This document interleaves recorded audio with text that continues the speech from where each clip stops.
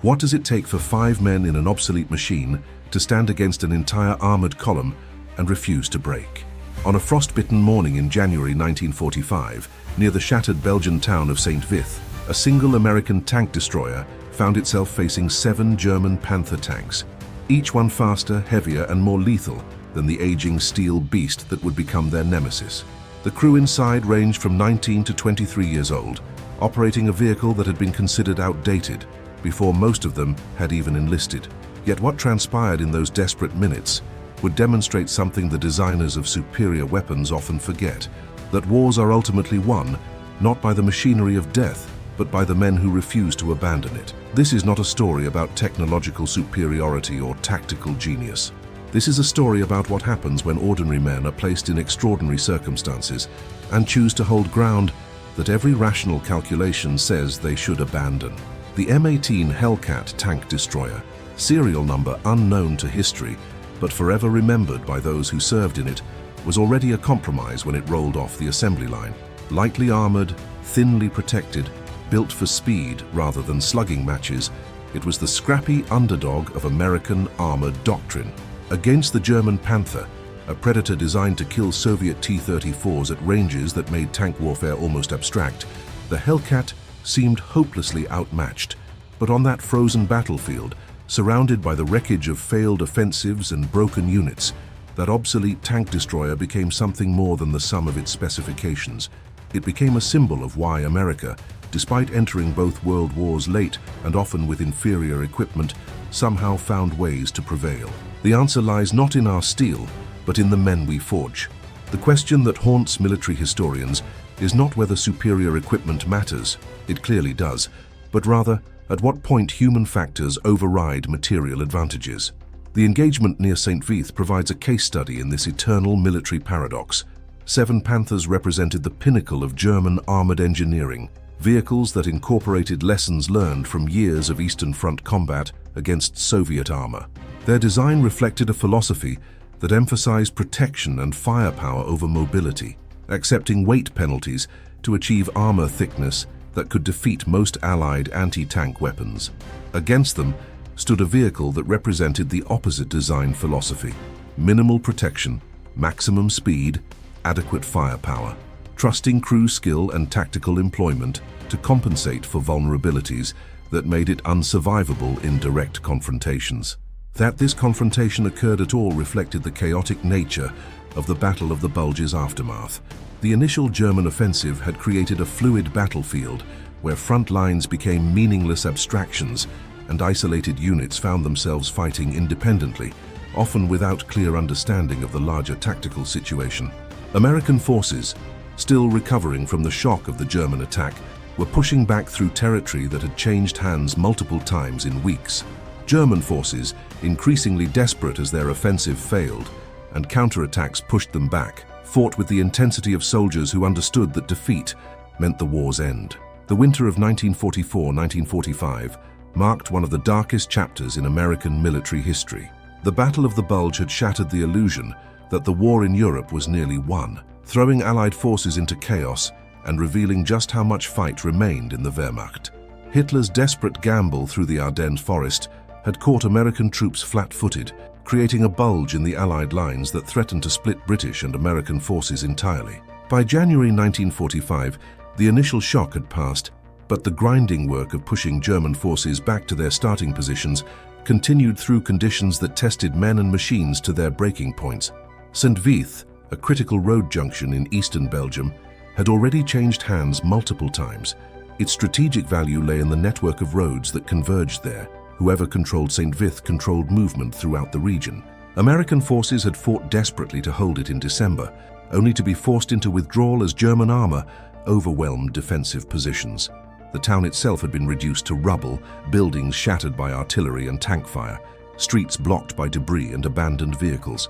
Civilians who survived the fighting had fled, leaving behind a ghost town that existed only as a military objective. Now, in January, as Allied forces counterattacked, the area around St. Vith remained contested ground where isolated units often found themselves fighting desperate rearguard actions or holding positions until reinforcements could arrive. The landscape bore the scars of modern warfare: forests reduced to splintered stumps by artillery, farmland churned into mud and craters, roads torn up by tracked vehicles. Snow covered much of the destruction, creating a deceptive beauty that concealed danger at every turn. The crew of this particular M18 Hellcat had been attached to the 814th Tank Destroyer Battalion, a unit that exemplified the mixed fortune of American armored doctrine. Tank destroyers occupied an awkward space in military thinking. Not quite tanks, not quite artillery. They were supposed to be mobile reserves that rushed to threatened sectors and knocked out enemy armor before withdrawing. In practice, they often found themselves used as impromptu assault guns, defensive strongpoints, or whatever role the chaos of combat demanded. The men who crewed them learned quickly that doctrine was something that existed in training manuals, not on frozen Belgian roads where German tanks appeared without warning. The 814th had been formed in 1942 at Camp Carson, Colorado, part of the massive expansion of American military forces following Pearl Harbor. The battalion trained extensively on the M10 tank destroyer before transitioning to the newer M18 Hellcat in late 1943. Their training emphasized speed and maneuver, teaching crews to exploit the Hellcat's mobility to achieve favorable positions before engaging enemy armor. They practiced shoot-and-scoot tactics endlessly, learning to fire a few rounds and then relocate before enemy forces could return effective fire. This training proved invaluable in combat, though the reality of warfare often prevented the kind of fluid maneuver that doctrine envisioned. The commander of this Hellcat crew was a 23-year-old staff sergeant from Pennsylvania, whose name has been lost to the incomplete records of war. His personnel file, if it still exists, sits in some archive, unread and unremarkable among millions of similar records. What we know of him comes from fragmentary after-action reports and the fading memories of men who served alongside him. He was described as calm under pressure, quick to make decisions, respected by his crew. Before the war, he had worked in a steel mill in Pittsburgh, learning lessons about metal and stress and how materials behave under extreme conditions, knowledge that would prove surprisingly relevant to armored warfare. His gunner was 21, a former factory worker from Michigan who had never seen a tank before his induction. He came from a hunting family, spending childhood weekends in northern Michigan forests, learning to shoot rifles and estimate ranges. These civilian skills translated imperfectly to tank gunnery, deer don't shoot back, and they move far more predictably than armored vehicles maneuvering under fire. But they provided a foundation that military training built upon. He possessed the kind of hand-eye coordination and spatial awareness that separates adequate gunners from exceptional ones, abilities that could not be taught but could be refined through practice. The loader was 19, fresh from basic training and still writing letters home that described war in terms borrowed from movies. He was the newest member of the crew, having joined as a replacement after the original loader was wounded during fighting in France. His youth showed in small ways: enthusiasm that hadn't yet been ground down by combat's monotony, energy that older soldiers had learned to conserve, optimism that experience would eventually temper. But he was strong and quick, essential attributes for a loader whose job required moving heavy ammunition in confined spaces while under fire. The driver and assistant driver rounded out the crew, both in their early 20s, both learning on the job that survival depended on skills no training could fully prepare them for. The driver, a farm boy from Iowa, had grown up operating tractors and farm machinery, developing an instinctive understanding of how mechanical devices responded to operator inputs. This translated well to tank driving, though the Hellcat's power and responsiveness far exceeded anything he had operated in civilian life. The assistant driver, from a small town in Ohio, operated the bow machine gun and assisted with navigation, serving as extra eyes for the commander and gunner, who were often focused on threats to their front and flanks. Their M18 Hellcat, built in 1943, was already ancient by the standards of a war where technological advancement happened at a pace that made equipment obsolete within months. The Hellcat's design philosophy emphasized speed and firepower over protection. It could reach speeds of 55 miles per hour, making it one of the fastest tracked vehicles in the war. But its armor was so thin that German machine guns could penetrate it at close range. Its 76mm gun was powerful enough to threaten most German armor, but only if the crew could get into position and fire first. In the calculus of armored warfare, the Hellcat was a sprinter in a heavyweight boxing match, relying on not getting hit rather than being able to take a punch. The vehicle itself bore the marks of hard use. Paint was chipped and scarred, revealing bare metal underneath. The engine required careful starting in cold weather, temperamental in ways that suggested worn components operating beyond their designed lifespan. The tracks showed wear that maintenance could slow but not stop. Inside, the fighting compartment smelled of oil and cordite and unwashed men, the distinctive scent of military vehicles in combat. Personal items, photographs, letters, a spare pair of gloves, occupied small spaces where regulations said they shouldn't be, but where practicality demanded they were. Against them stood the Panther, Germany's answer to the Soviet T-34 and one of the finest tanks produced during the war. With frontal armor thick enough to shrug off most Allied tank rounds, a high-velocity 75mm gun that could penetrate American tanks at ranges exceeding 2,000 meters, and a combination of speed and reliability that made it feared throughout the European theater, the Panther represented everything the M18 was not. 7 of these steel predators, organized in a hunting pack designed to exploit breakthroughs and destroy enemy armor, were about to encounter 5 Americans who had no business winning the fight that followed. The Panthers themselves represented a significant commitment of German resources. Each tank required approximately 300,000 man-hours to produce, consumed scarce materials that Germany's war economy struggled to provide, and demanded skilled crews that were increasingly difficult to replace as casualties mounted. By January 1945, Germany could not afford to lose 7 Panthers in a single engagement. Yet the desperate strategic situation forced German commanders to commit armor in operations where losses were almost inevitable, accepting attrition they could not sustain in hopes of delaying Allied advances long enough for, what, miracle weapons? Political collapse among the Allies? No realistic scenario offered German victory, yet the fighting continued with undiminished intensity. The morning began with routine, or what passed for routine in a combat zone, where routine meant checking weapons, maintaining equipment, and trying to stay warm in temperatures that made metal burn skin on contact. The crew had been assigned to cover a road approach, a mission that sounded simple until you considered that every road in this part of Belgium mattered strategically, and that German forces were actively probing for weaknesses in American lines. They had no support nearby, no friendly armor within immediate reach, nothing but their training and their determination to hold the position they'd been given. Dawn came late to Belgium in January, the sun rising reluctantly into skies heavy with clouds that promised more snow. The crew had been in position since before first light, occupying a spot that offered good fields of fire along the road while providing some concealment from enemy observation. They had learned through experience to arrive at defensive positions in darkness, using night to mask movement and preparation. The Hellcat sat partially concealed behind the rubble of a destroyed barn, positioned so that only the turret would be visible to anyone approaching along the road. When the Panthers appeared, emerging from a tree line approximately 800 meters distant, the crew faced a choice that defines warfare at its most elemental level. They could withdraw, preserving their lives and their vehicle for another day, another fight where odds might be more favorable. Every tactical manual, every principle of tank destroyer doctrine, every survival instinct screamed at them to relocate before the Panthers spotted them, or they could engage accepting that they were outnumbered 7-1 by superior vehicles and that their chances of survival approached 0.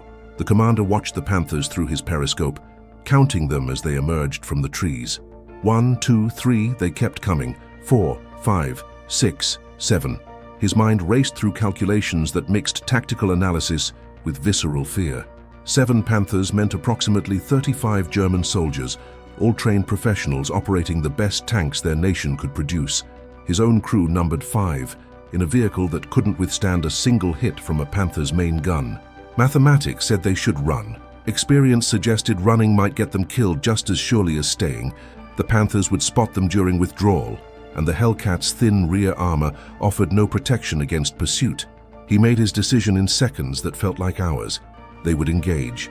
They would hold their position and fight, accepting odds that approached suicide because withdrawing offered no better prospects and because they had been ordered to hold this position.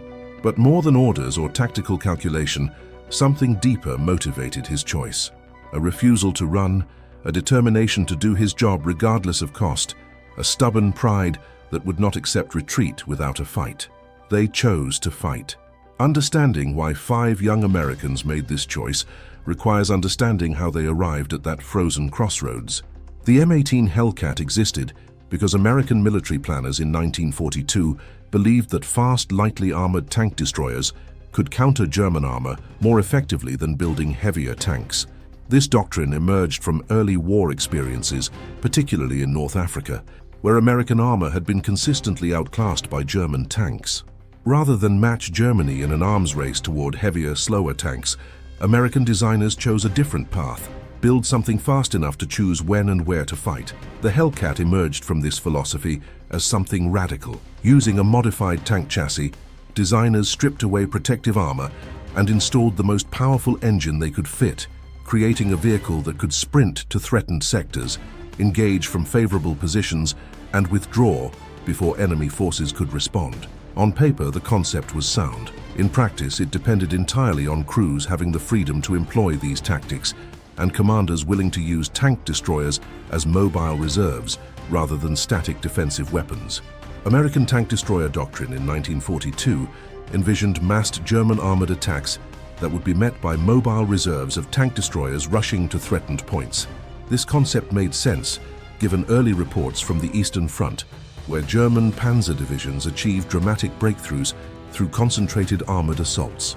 American planners studying these operations concluded that static anti-tank defenses could be overwhelmed or bypassed, but mobile reserves could respond to threats wherever they emerged. The reality of combat in Western Europe proved different from these assumptions. German armored attacks were rarely the massed affairs that doctrine anticipated. Instead, German armor operated in smaller groups, supporting infantry attacks or conducting defensive counterattacks. The fluid mobile warfare that tank destroyer doctrine assumed often gave way to grinding positional fighting, where speed mattered less than the ability to survive in exposed positions. Tank destroyers found themselves employed as assault guns, infantry support weapons, or static defensive positions, roles their design and doctrine had never anticipated. The crew themselves came from that vast mobilization that transformed American society during World War II. The commander had worked in a steel mill before the war, learning lessons about metal and stress that would prove surprisingly relevant to armored warfare. His father had immigrated from Poland in the 1920s, finding work in Pittsburgh's steel industry and raising a family through the Depression years. The commander grew up understanding hard work and mechanical systems, spending summers working in the mill and learning that survival in industrial environments required constant awareness and respect for the power of machinery. His gunner had been a competitive shooter in civilian life, translating skills learned hunting deer in Michigan forests to the infinitely more complex task of engaging moving armored targets. He came from a family that viewed hunting not as sport, but as necessity, supplementing Depression-era diets with venison and rabbit. He learned to shoot because food sometimes depended on it, developing patience and accuracy that competitive shooting refined into precision. Military gunnery training built on these foundations, teaching him to estimate ranges, lead moving targets, and remain calm while aiming weapons far more powerful than the rifles he had grown up with. The loader, youngest of the crew, had been working in his father's hardware store when Pearl Harbor changed everything. He remembered that Sunday afternoon vividly, the radio announcement interrupting a baseball game, his father's face going pale, the sudden certainty that life was about to change in ways nobody could predict. He enlisted shortly after his 18th birthday, driven by patriotism, but also by youthful adventure-seeking and desire to prove himself. Basic training and tank destroyer school followed in a blur, and by late 1944, he found himself in Europe, loading ammunition in combat conditions that training had only partially prepared him for. Their training had been intensive, but rushed. America's industrial capacity could build tanks faster than it could train crews to operate them, creating a constant pressure to abbreviate training and get men to the front. They learned the basics, how to load, aim, fire, maintain their weapon, but the subtle knowledge that separates competent crews from exceptional ones could only be acquired through experience. By January 1945, they had that experience, purchased through engagements that tested them without quite breaking them. The training pipeline for tank destroyer crews emphasized speed and efficiency. Loaders practiced until they could maintain sustained rates of fire that maximized the gun's potential. Gunners trained on moving targets, learning to track vehicles maneuvering at combat speeds and deliver accurate fire under pressure. Drivers practiced high-speed maneuvers, learning to handle the Hellcat's powerful engine and responsive controls across varied terrain. Commanders learned to read battlefields, identify threats, coordinate crew actions, and make split-second decisions that meant the difference between survival and destruction. But training, however intensive, could not replicate the psychological stress of actual combat. The first time enemy fire arrived, theoretical knowledge had to translate into action, while fear threatened to paralyze thought. The first time they engaged enemy armor, academic understanding of armor penetration and weak points had to guide actions while adrenaline made hands shake and hearts race. The first time they saw friendly forces destroyed, abstract awareness of war's dangers became visceral reality that some men could process and continue functioning while others could not. The Hellcat itself represented compromises that made perfect sense to engineers and planners far from combat, but created challenges for the men who actually operated them. Its open-top turret, designed to save weight and improve crew visibility, meant that crew members were exposed to artillery fragments, small arms fire, and the brutal cold of European winters. Crews learned to rig canvas covers that provided some protection from weather while maintaining the ability to fight. Unofficial modifications that violated regulations but improved survivability. The thin armor, sufficient only to stop small arms rounds, meant that German anti-tank weapons could penetrate it from any angle. Crews learned to avoid situations where armor thickness mattered, relying instead on not being seen or hit. Its powerful engine, capable of propelling the vehicle to remarkable speeds, also made it mechanically complex and prone to breakdowns that could strand crews in combat zones. The radial aircraft engine that powered the Hellcat was reliable when properly maintained, but demanded constant attention. Crews learned basic mechanics out of necessity, understanding that mechanical failure in combat meant death if they couldn't effect repairs quickly. Oil changes, track maintenance, engine adjustments, these became rituals performed whenever circumstances allowed, insurance against the mechanical failures that could prove as deadly as enemy fire. Yet these same compromises created capabilities that conventional tanks lacked. The Hellcat could reach positions faster than any other armored vehicle in American service, allowing crews to prepare ambushes or respond to threats before heavier forces could deploy. Its low profile made it easier to conceal, transforming disadvantages in armor into advantages in positioning.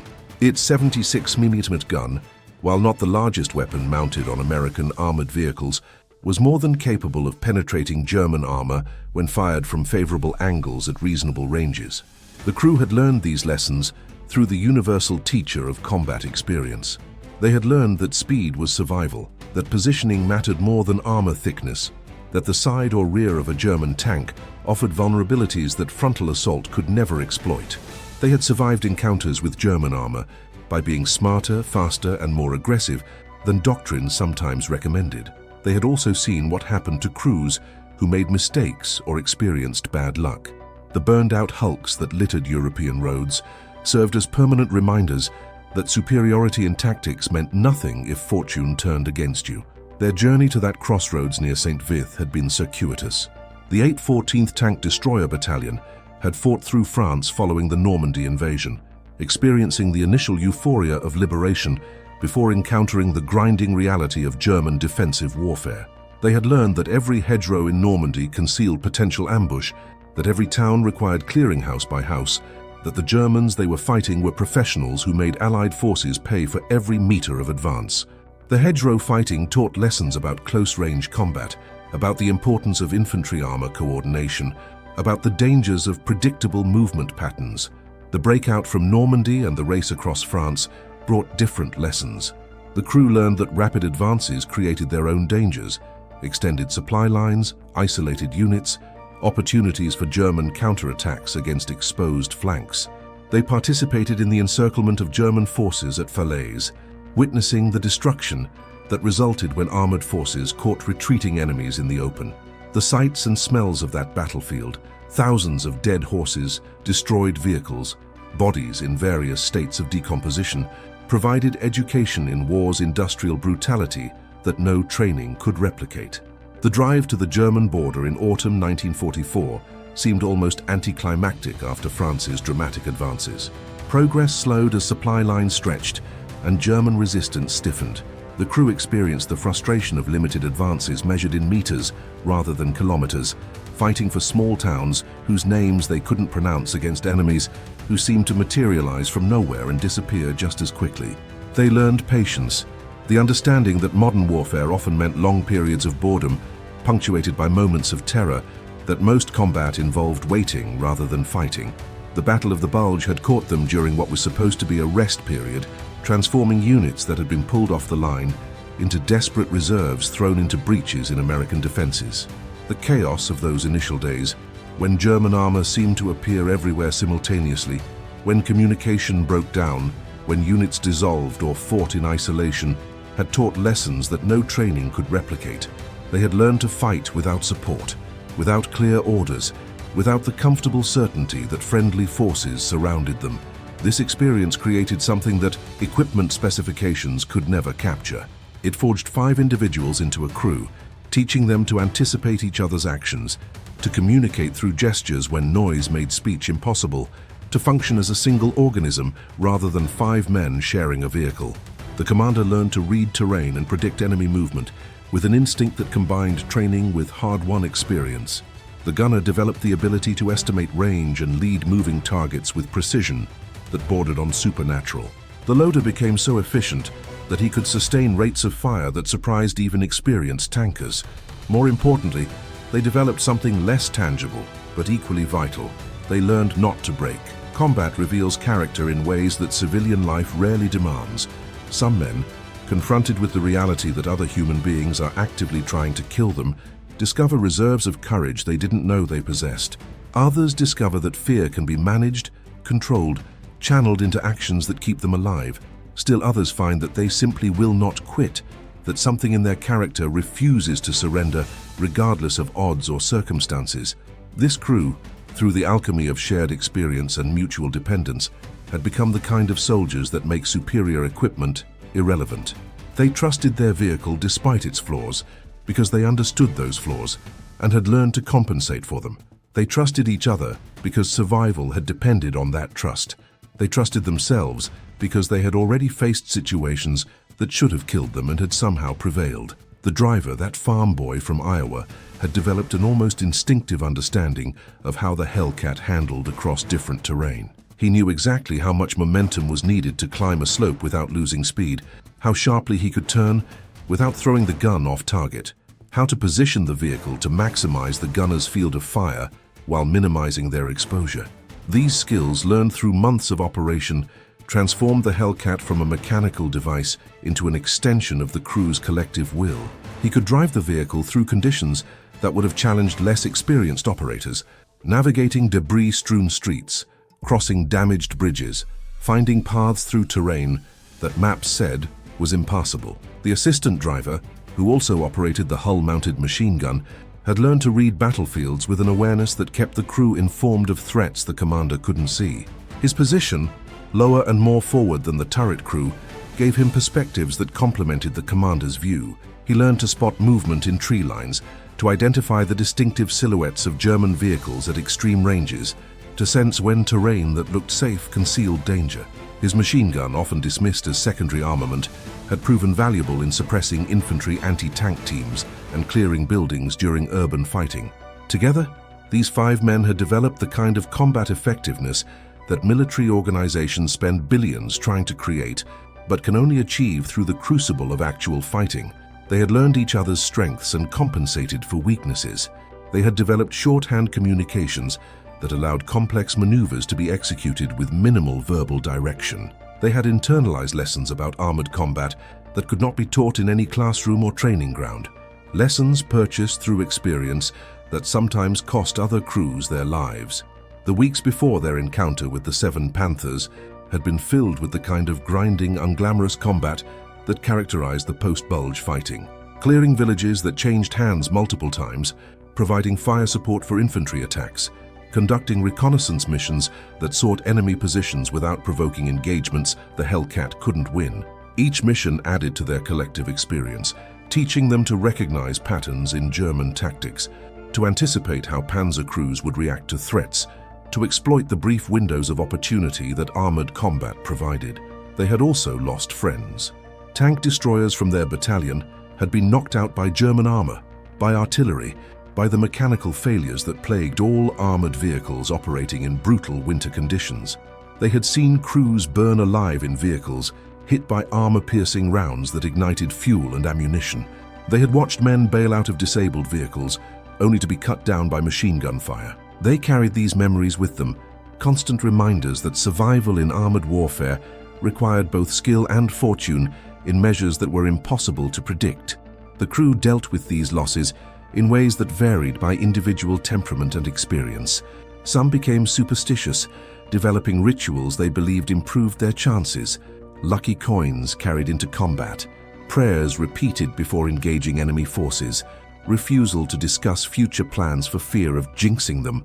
Others became fatalistic, accepting that death might find them regardless of precautions and focusing instead on doing their jobs well for however much time remained. Still others channeled grief and fear into aggression, seeking revenge against an enemy that had killed their friends and determined to make Germans pay for every American death. What united them was professionalism, the understanding that their job was to locate and destroy enemy armor, that personal feelings could not interfere with mission accomplishment, that the only way to honor fallen comrades was to continue fighting effectively.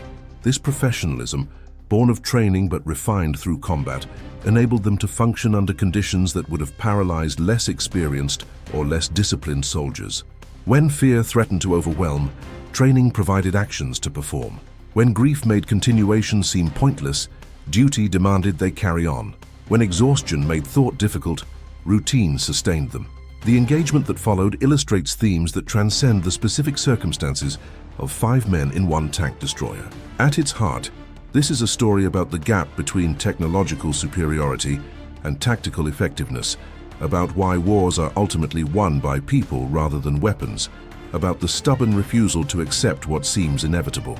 Consider first the nature of courage in mechanized warfare. In earlier conflicts, courage was often visible: the infantryman who charges a machine gun position, the pilot who presses an attack despite overwhelming defenses, the sailor who stays at his post on a sinking ship.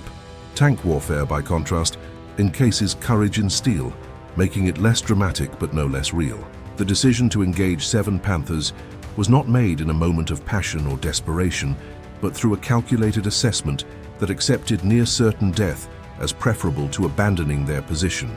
This points to a particular kind of courage that defines professional soldiers, the willingness to execute missions regardless of personal cost.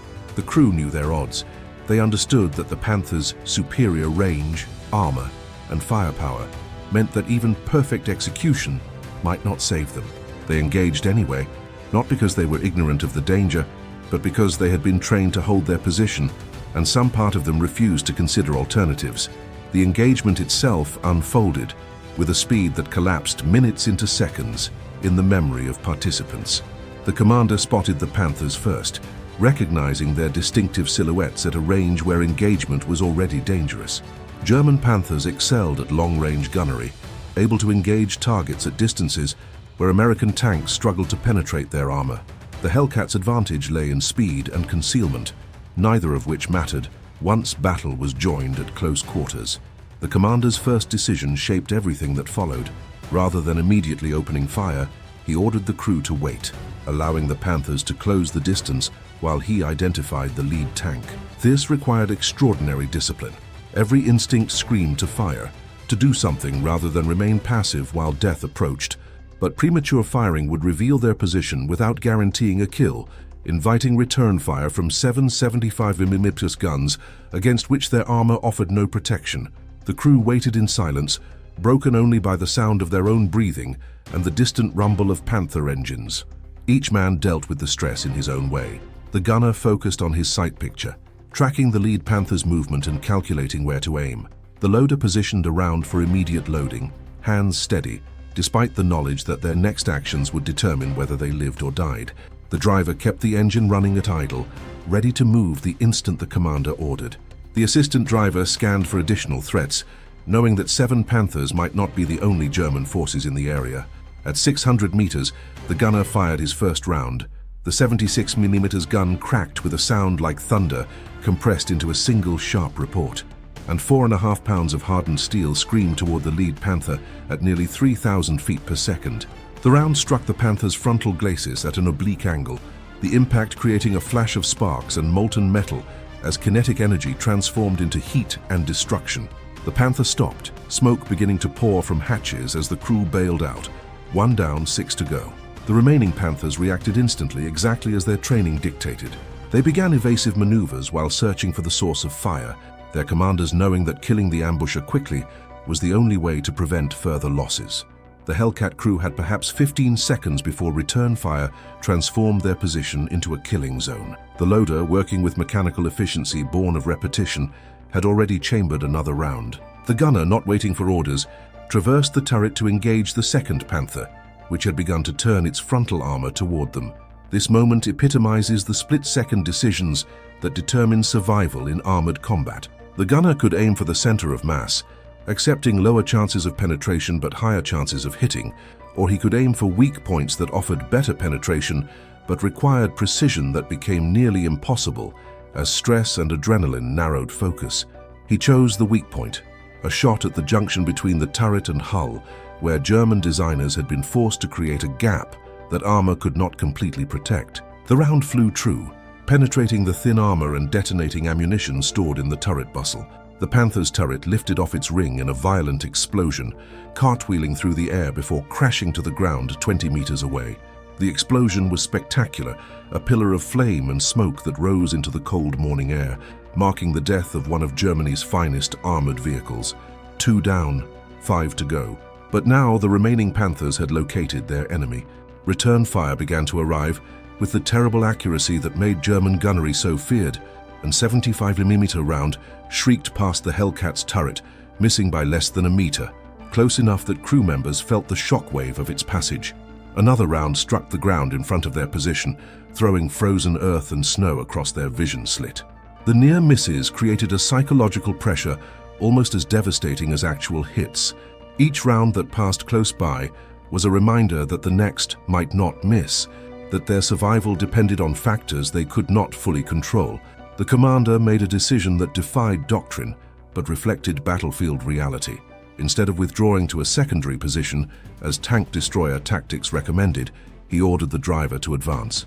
The counterintuitive maneuver confused German gunners for critical seconds. Targets were supposed to retreat when under fire, not close the distance. Those seconds allowed the gunner to engage a third Panther that had exposed its flank while maneuvering. The third kill came from less than 400 meters, the round punching through the Panther's side armor and igniting fuel tanks. The German tank burned with an intensity that turned snow around it into steam, the crew abandoning their vehicle and running for cover. The Hellcat continued forward, the commander gambling that aggression would create enough chaos to disrupt German coordination. This was not recklessness, but calculated risk-taking, understanding that remaining stationary meant certain death, while movement, however dangerous, offered possibilities that static defense did not. 3 down, 4 to go. The remaining Panthers, now fully aware they were facing a competent crew in a capable vehicle, began to coordinate their fire. This was where German training and doctrine should have overwhelmed American determination. 4 tanks focusing fire on a single target should have ended the engagement in seconds. But the Hellcat's speed, combined with terrain that offered limited concealment, created enough uncertainty that German rounds arrived where the target had been rather than where it was. The driver's ability to read the battlefield and anticipate threats meant that he was already moving before enemy gunners could complete their firing solution. The 4th Panther died trying to achieve a flanking position, exposing its side to get a better angle of attack. The gunner punished this aggressive maneuver with a round that penetrated the engine compartment, immobilizing the tank and setting it ablaze. The crew bailed out, abandoning their vehicle to the flames. 4 Panthers destroyed in perhaps 3 minutes of fighting, a rate of destruction that should have been impossible, that violated every expectation about armored combat between forces with such disparate capabilities. 4 down, 3 to go, but the odds were catching up to them. A German round finally connected, striking the Hellcat's front slope at an angle that should have deflected but instead penetrated the thin armor. The round passed through the fighting compartment without detonating, exiting through the rear plate and missing the crew by centimeters. The vehicle's thin armor, usually a death sentence when penetrated, had paradoxically saved them. The round lacked sufficient resistance to trigger its fuse. The crew, shaken but unhurt, continued fighting, understanding that their survival had just depended on fortune that might not favor them again. The commander, recognizing that their luck was finite and rapidly exhausting, ordered a maneuver that combined desperation with tactical insight. Rather than continue trading shots with 3 Panthers, he directed the driver toward a small depression in the terrain that offered a hull-down position. The maneuver required exposing their flank for seconds that felt like hours, but they reached the depression before German fire could find them. This constant movement, this refusal to remain stationary and accept the kind of concentrated fire that would inevitably destroy them, reflected tactical flexibility that doctrine could describe, but only combat could teach. From this new position, only their turret remained visible, dramatically reducing the target profile while allowing the gun to continue engaging. The 5th Panther fell to a shot that found the weak armor around its gun mantlet, the round penetrating into the fighting compartment and causing catastrophic damage. The crew evacuated, leaving their vehicle smoking but not burning. 5 down, 2 to go. The remaining German commanders faced a decision that reflected the changing calculus of the engagement. They had numerical superiority, better armor, superior firepower, but they had also watched 5 Panthers destroyed or disabled in a matter of minutes by an enemy that showed no indication of breaking. The psychological impact of this reversal cannot be understated. German tank crews were trained professionals who expected to dominate encounters with American armor. Finding themselves on the receiving end of destruction challenged assumptions that went beyond tactical calculation. The 6th Panther attempted a withdrawal, recognizing that the engagement had turned decisively against them. This decision, tactically sound but strategically disastrous, exposed the tank's thinner rear armor. The gunner, anticipating this maneuver, had already aimed at the point where the withdrawing tank would present the best target.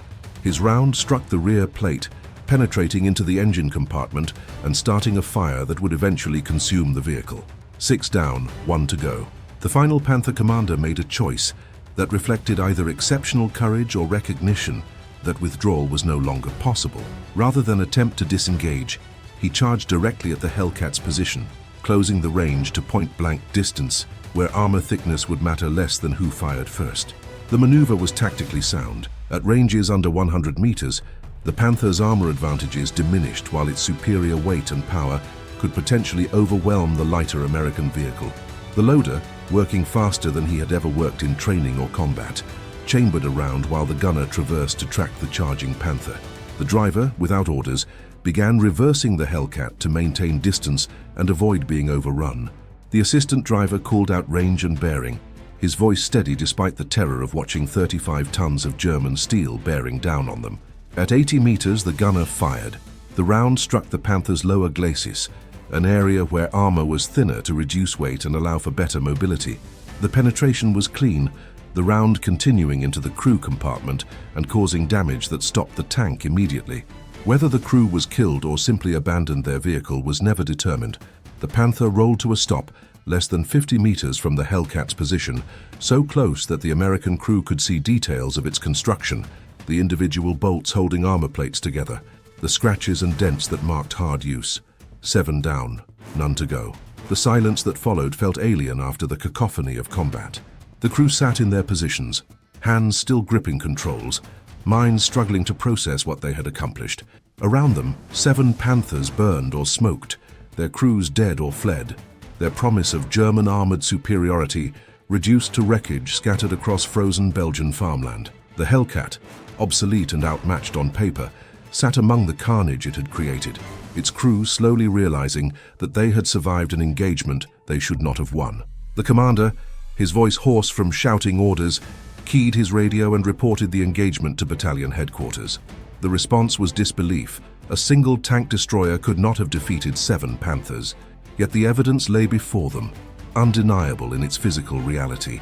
The crew maintained their position for another hour, weapons trained on the disabled Panthers in case German infantry attempted to recover vehicles or evacuate wounded. None came. The Panthers sat silent, monuments to the gap between theoretical superiority and actual battlefield performance. The aftermath of the engagement revealed truths about armored warfare that transcended the specific circumstances. The crew sat in their Hellcat, surrounded by burning or disabled Panthers, processing what they had just accomplished through a haze of adrenaline and exhaustion. They had expended 17 rounds to kill 7 tanks, a ratio that suggested either exceptional marksmanship or extraordinary luck. The reality, as always in combat, was some combination of both. Analysis of the engagement reveals several factors that enabled their success against overwhelming odds. First was positioning. The initial ambush position offered concealment and allowed the first shots to be taken from a favorable angle. Second was aggression. The counterintuitive decision to advance rather than withdraw disrupted German coordination and prevented the kind of methodical destruction that numerical superiority should have enabled. Third was skill. The crew's ability to identify weak points and deliver accurate fire under pressure transformed the Hellcat's 76mm gun from adequate to devastating. But perhaps most important was the factor that no amount of training or technology can fully account for: the decision to stand and fight when every rational calculation suggested withdrawal. This decision reflects something fundamental about human behavior in extreme circumstances. Psychologists who study combat effectiveness have identified that small unit cohesion, the bonds between men who fight together, often matters more than any other factor in determining whether soldiers hold or break under pressure. The crew of this Hellcat had developed that cohesion through shared experience. They trusted each other completely because they had already proven themselves in combat. This trust enabled the kind of seamless coordination that allowed them to engage multiple targets while under fire, each crew member executing his role without requiring explicit orders. The commander could focus on tactics knowing his gunner would acquire targets, his loader would maintain ammunition flow, his driver would execute maneuvers without hesitation. This points to a larger truth about military effectiveness that equipment-focused analysis often misses.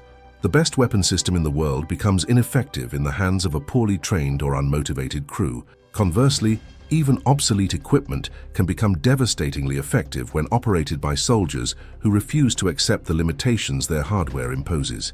The Hellcat was obsolete by 1945 standards, outclassed by German armor in almost every measurable category. Yet on that frozen Belgian morning, it became the most effective tank destroyer in the European theater. The Germans who survived the engagement provided their own perspective through post-war interviews. Several described their shock at watching Panthers destroyed by what they assumed was a much larger force. The psychological impact of this assumption shaped their tactical decisions. They believed they were facing a prepared ambush by multiple tank destroyers rather than a single vehicle with an exceptional crew. This misperception, encouraged by the Hellcat's rapid engagement of multiple targets, caused German commanders to make decisions based on faulty intelligence. This illustrates another principle of warfare that technology cannot eliminate. The fog of war affects all combatants regardless of their equipment's sophistication. The Panther commanders, operating some of the finest tanks produced during the war, made tactical errors based on incomplete information. Their training emphasized aggressive action and confident employment of their armor's advantages. But these same qualities became liabilities when facing an enemy who refused to behave as doctrine predicted. The engagement also demonstrated the importance of terrain in armored warfare. The relatively close terrain around St. Vith, with its scattered tree lines and rolling ground, negated many of the Panther's advantages. At longer ranges, the German tanks could have engaged with impunity, destroying the Hellcat before it could return effective fire. The broken terrain forced engagements at ranges where the American 76mm gun could penetrate Panther armor, transforming the tactical situation from one-sided to competitive. American armored doctrine evolved throughout the war in response to encounters like this. Initial confidence in light, mobile tank destroyers gave way to recognition that heavier armor and bigger guns were necessary against German tanks. Yet the Hellcat's success demonstrated that the original concept retained validity when employed by competent crews in favorable circumstances. The vehicle's speed and maneuverability, liabilities in slugging matches but assets in mobile warfare, enabled tactics that heavier tank destroyers could not execute. The crew's survival of the engagement owed much to fortune. Multiple German rounds had missed by meters or less. One penetration had passed through their fighting compartment without detonating. Had any of these near misses found their mark, the story would have ended differently. Yet acknowledging the role of luck does not diminish their achievement. All successful combat operations require fortune to some degree. The question is whether soldiers can create circumstances where luck has the opportunity to favor them. This crew created those circumstances through aggressive action, skilled gunnery, and tactical flexibility. They refused to be paralyzed by the odds against them, instead focusing on executing the fundamentals that training had ingrained. Each crew member performed his role with efficiency born of practice, creating a cumulative effect that exceeded the sum of individual contributions. This is what military theorists mean when they discuss force multiplication, the phenomenon where well-trained, cohesive units achieve results that their numerical strength or equipment capabilities cannot explain. The engagement near St. Vith also highlighted the value of combined arms warfare even in its absence. The Hellcat crew fought without infantry support, without artillery backup, without air cover, all the supporting elements that doctrine said were necessary for tank destroyers to operate effectively. Their success demonstrated that well-trained crews could overcome the lack of combined arms support through superior individual performance, though such circumstances remained the exception rather than the rule. This self-sufficiency reflected broader patterns in American tactical culture. American units from squad level to division level emphasized individual initiative and the ability to fight independently when higher level support was unavailable.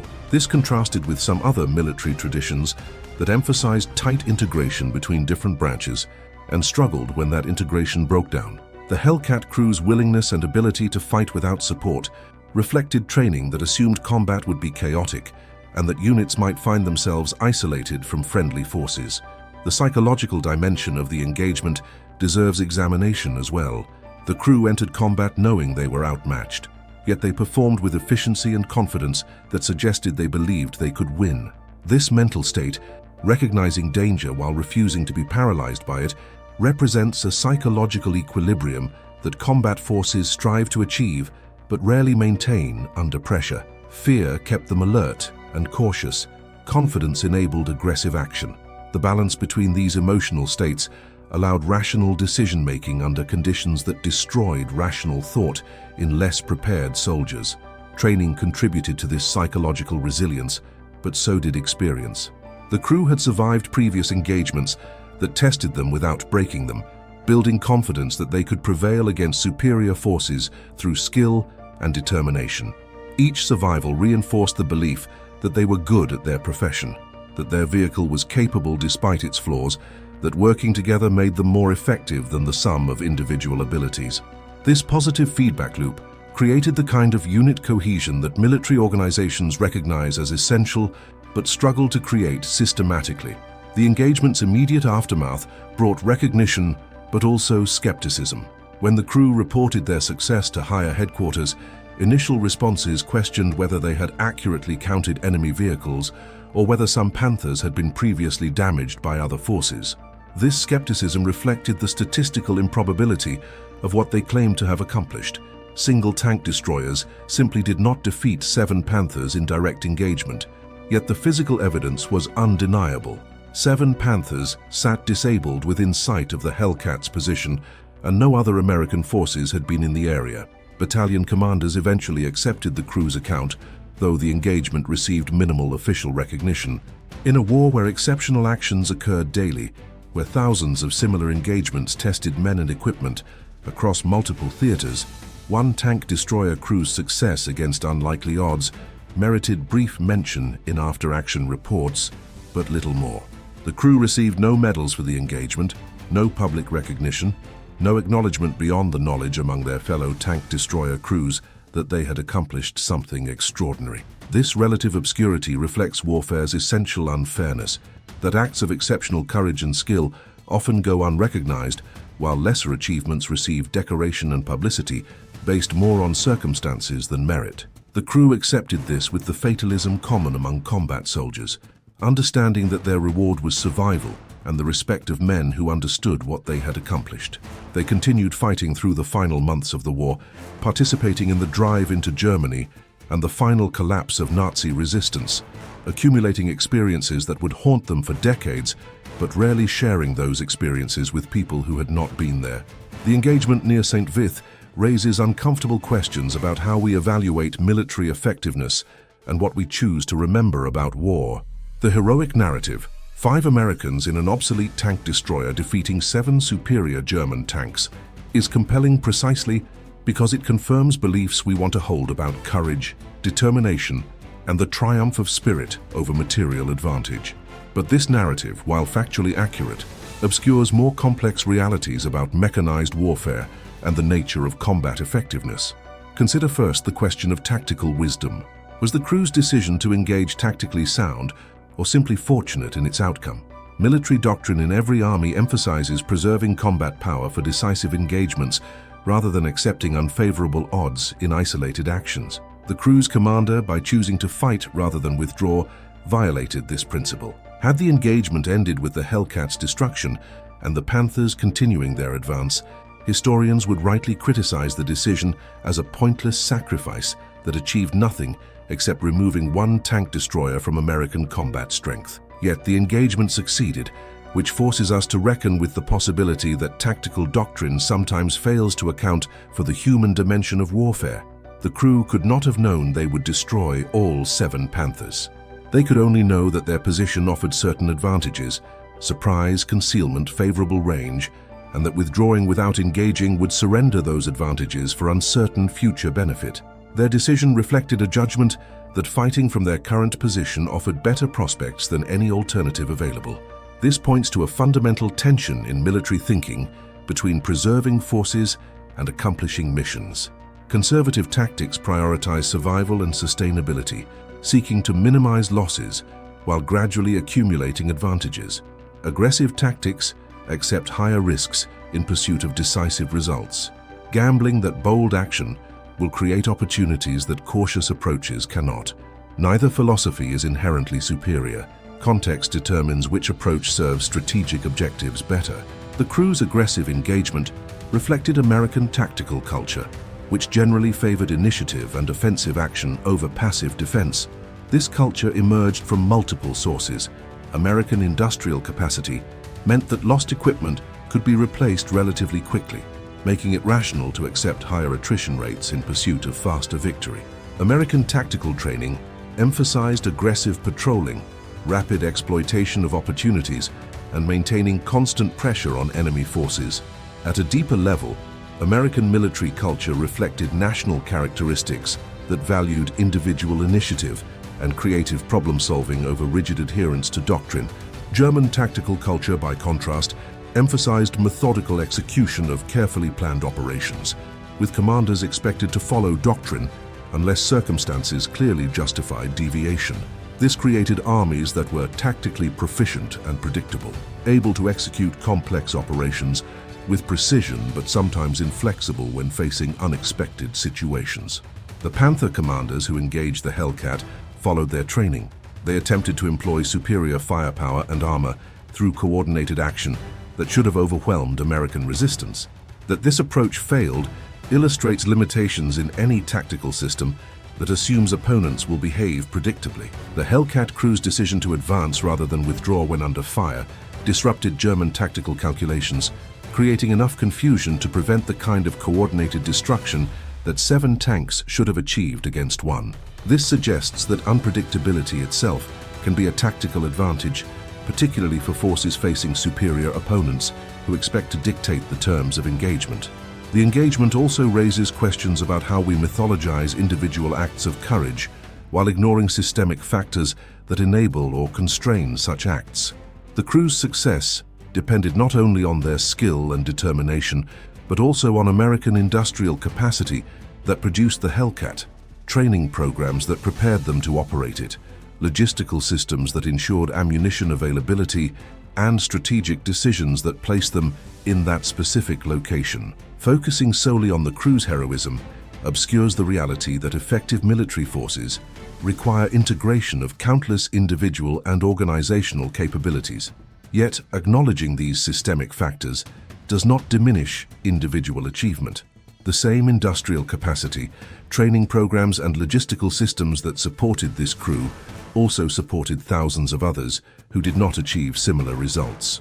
Something about this specific crew, their cohesion, their skill, their determination, or simply their fortune, enabled an outcome that system-level advantages alone cannot explain. Military effectiveness requires both institutional capability and individual excellence, neither sufficient alone but together creating the possibility of exceptional performance.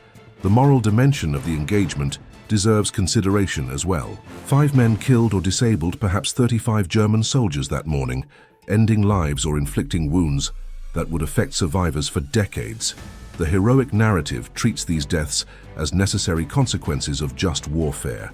German soldiers as legitimate targets whose destruction contributed to Allied victory and the defeat of Nazism. This framing is historically defensible. The war against Nazi Germany was as close to a clear case of justified warfare as human history provides. But the individual German tank crews who died near St. Vith were not abstract embodiments of evil, but young men much like their American counterparts, conscripts or volunteers fighting for reasons that mixed ideology, patriotism, coercion, and simple survival. The Panther commander who chose to charge the Hellcat rather than withdraw displayed courage equal to any shown by American forces, even though his cause was unjust. Recognizing this complexity does not create moral equivalence between Allied and Axis forces. The causes for which men fight matter enormously, but it does require acknowledging that courage and dedication exist independently of political righteousness. This tension between honoring individual bravery while condemning the larger cause that bravery served runs throughout any honest examination of World War II. We can simultaneously recognize that individual German soldiers often fought with skill and courage while condemning the Nazi regime they served. We can acknowledge tactical excellence in German military operations while celebrating their ultimate defeat. The American crew that destroyed 7 Panthers demonstrated virtues, courage, skill, determination that transcend national boundaries even as they served a cause that was morally superior to their opponents. The engagement's aftermath provides its own lessons. The crew remained at their position for another hour, ensuring that German forces did not recover disabled tanks or evacuate wounded. They then withdrew to friendly lines, their Hellcat damaged but operational, carrying with them the knowledge that they had accomplished something extraordinary. They reported the engagement through normal channels, where it was recorded in unit after-action reports and largely forgotten amid the thousands of similar engagements that occurred daily across the European theater. This points to a final truth about warfare that the heroic narrative often obscures, that extraordinary acts of courage and skill occur constantly in combat, most never receiving recognition beyond the men who witnessed them. The crew's engagement was exceptional, but not unique. Similar actions occurred throughout the war, crews in inferior vehicles defeating superior opponents through skill and determination, soldiers holding positions that tactical analysis said they should abandon, small units accomplishing missions that seemed impossible. Most of these actions are known only through fragmentary records or not at all, the men who performed them receiving no recognition beyond the knowledge that they did their duty. Whether this crew deserved greater recognition is ultimately less important than what their story reveals about the nature of combat effectiveness. They demonstrated that superior equipment does not guarantee victory, that determination and skill can overcome material disadvantage, that the human dimension of warfare remains decisive regardless of technological advancement. These lessons remain relevant in an era when military forces increasingly emphasize technological sophistication over the harder work of building cohesive units and training skilled soldiers. The broader strategic context of the engagement also merits reflection. The 7 Panthers that this crew destroyed represented a significant investment of German resources, raw materials, manufacturing capacity, crew training, all expended in a losing cause. By January 1945, Germany's strategic position was hopeless. The industrial and manpower advantages that the Allies enjoyed meant that German defeat was inevitable regardless of tactical outcomes. Yet German forces continued fighting with skill and determination, inflicting casualties and delaying Allied advances, even as their own position deteriorated. This raises questions about the relationship between tactical success and strategic futility. The Panther crews who engaged the Hellcat were fighting for a regime that had already lost the war, defending territory that would inevitably be overrun, postponing an outcome that was strategically certain. Their courage and skill in combat made no difference to the war's ultimate conclusion. Does this render their sacrifice meaningless, or does tactical excellence retain value independent of strategic outcomes? Different philosophical traditions answer this question differently. Some emphasize consequences. Actions derive meaning from their results, and tactical excellence in service of a lost cause is ultimately futile. Others emphasize intent and execution. Soldiers who perform their duties courageously and skillfully achieve a form of excellence regardless of strategic context. The German tank crews who died near St. Vith cannot be judged by the same moral standard as the Americans who killed them, because the causes they served were fundamentally different. Yet their individual performance can be recognized as professionally competent, even while acknowledging that their cause was unjust and their strategic position hopeless. The engagement also illuminates the role of institutional learning in military effectiveness. Both American and German forces entered World War II with armored doctrines that proved inadequate to combat realities. Both adapted throughout the war, learning from defeats and victories to develop more effective tactics and equipment. The American emphasis on tank destroyers evolved from early war experiences where German armor dominated encounters. The German development of the Panther responded to Soviet T-34s that outclassed earlier German tanks. This constant evolution, driven by combat experience and technological innovation, characterized modern warfare's accelerating pace of change. The Hellcat crew's success occurred at a moment when American tactical adaptations had matured, while German advantages in equipment design no longer compensated for deteriorating training and resources. Early war German tank crews were superbly trained professionals, many with combat experience from Poland, France, and Russia. By January 1945, casualties had depleted this experienced cadre, replacing them with hastily trained recruits who lacked the skills that earlier crews possessed. The Panthers near St. Vith were crewed by men who may have had weeks rather than months of training, operating complex vehicles in combat conditions that demanded expertise they had not yet developed.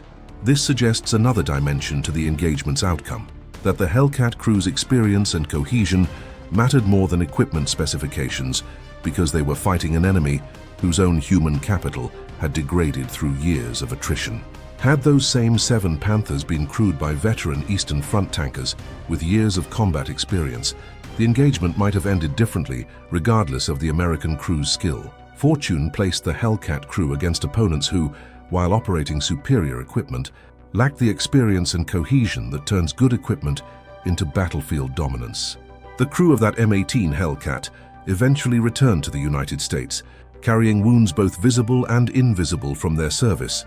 They dispersed to civilian lives that bore little resemblance to the intensity of combat, becoming fathers and workers and citizens in a country that was rapidly forgetting the war that had consumed it.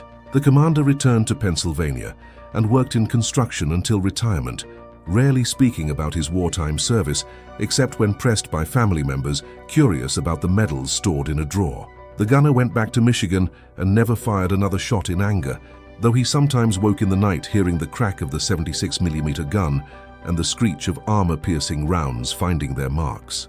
The loader, youngest of the crew, lived longest, surviving into the 21st century and occasionally being interviewed by historians documenting the Battle of the Bulge. He would describe the engagement with precision that suggested the memories remained sharp despite decades of distance, speaking of the cold and the fear and the strange clarity that came when training took over and bodies performed actions that conscious thought could not direct.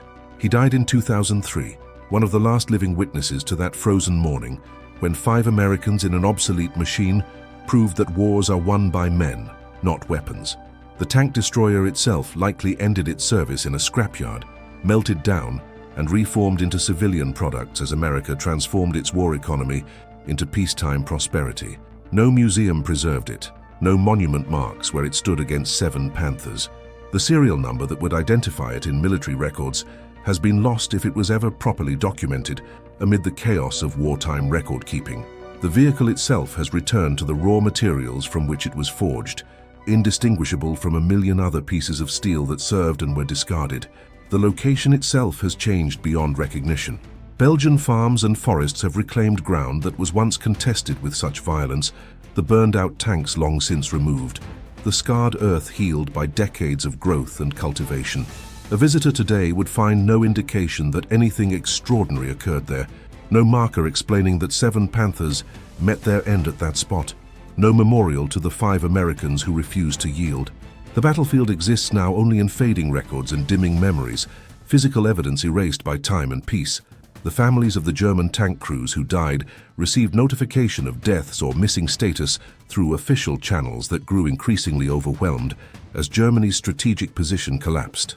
Some families never learned exactly how their sons or husbands or fathers died, knowing only that they fell somewhere in Belgium during the final months of a war that Germany had already lost. The Panthers themselves were eventually recovered by salvage crews, their hulks joining mountains of scrap that post-war Europe transformed into reconstruction materials. The cycle of destruction and creation continued, war's waste becoming pieces, raw materials. Yet the engagement's significance endures in what it reveals about warfare's unchanging realities. Technology advances at a pace that makes weapons obsolete within years or even months. Doctrine evolves in response to new capabilities and new threats. Equipment becomes outdated and is replaced by more sophisticated successors.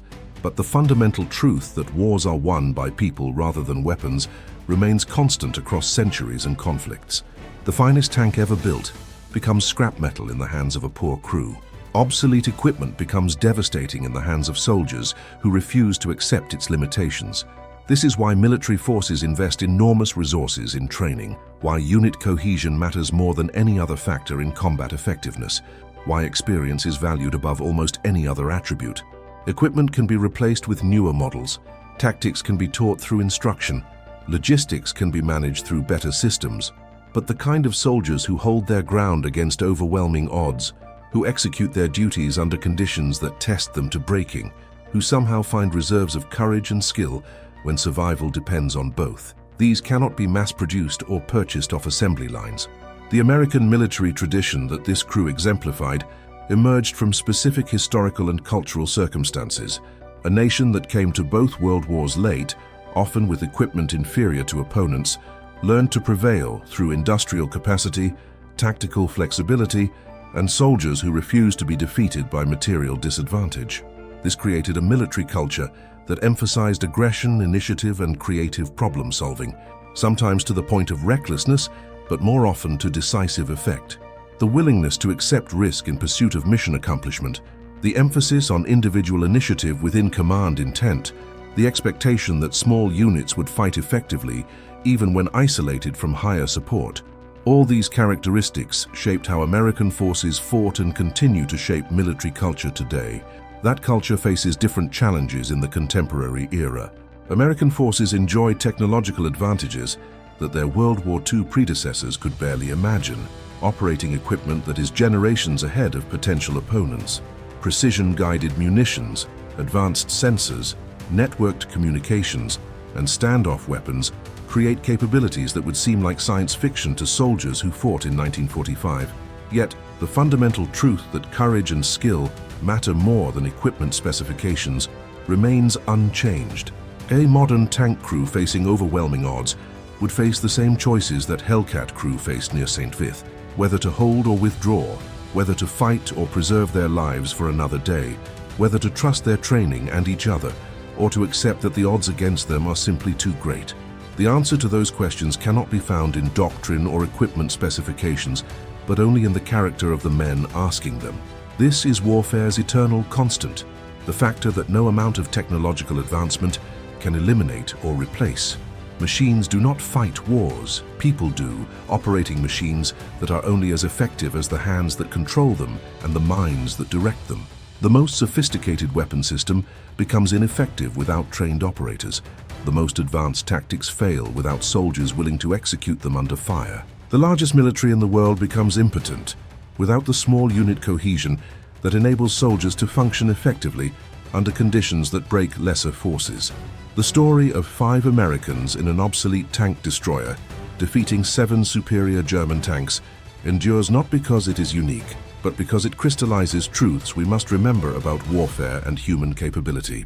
It reminds us that courage can overcome material disadvantage, that skill and determination matter more than any weapon, that small groups of dedicated individuals can accomplish missions that seem impossible when evaluated purely through numerical or technological analysis.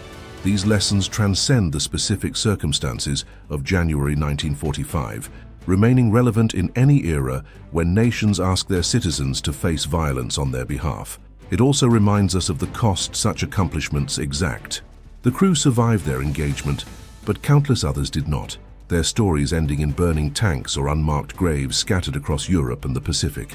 For every successful defense against overwhelming odds, a dozen failed, the men who attempted them dying without achieving the victories that would have made their sacrifices memorable. The line between heroic success and tragic failure is often nothing more than fortune, a German round that missed by centimeters rather than finding its mark, a mechanical failure that occurred after rather than during critical moments, the presence of supporting fire at precisely the instant it was needed rather than seconds too late.